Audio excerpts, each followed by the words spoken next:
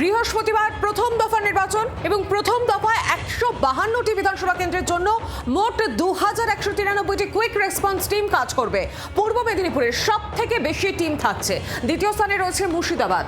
আর 72 ঘন্টা পরেই প্রথম দফা নির্বাচন শুরু এবং এই প্রথম দফা নির্বাচনে 152টি বিধানসভা কেন্দ্রের জন্য মোট 2193টি কুইক রেসপন্স টিম কাজ করবে।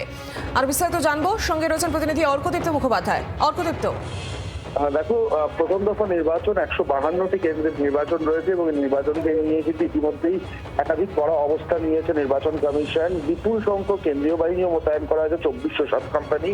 এর মধ্যে যেটা জানা যাচ্ছে যে কুইক রেসপন্স টিম, যাদের উপর কিন্তু ম্যাসিভ একটা দায়িত্ব থাকবে, সেরকম 2193টি কুইক রেসপন্স টিম বা কিউআরটি টিম থাকবে, মোতায়েন থাকবে প্রথম দফা নির্বাচনের জন্য। যার মধ্যে সব থেকে বেশি থাকবে হচ্ছে পূর্ব মেদিনীপুর 253, এরপরে পশ্চিম মেদিনীপুর 248, মুর্শিদাবাদ জেলায় 219 প্রভৃতি।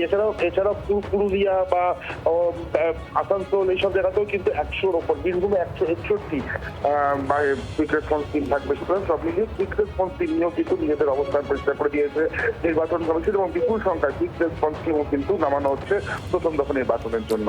একেবারে অর্কদীপ্ত, ধন্যবাদ তোমাকে।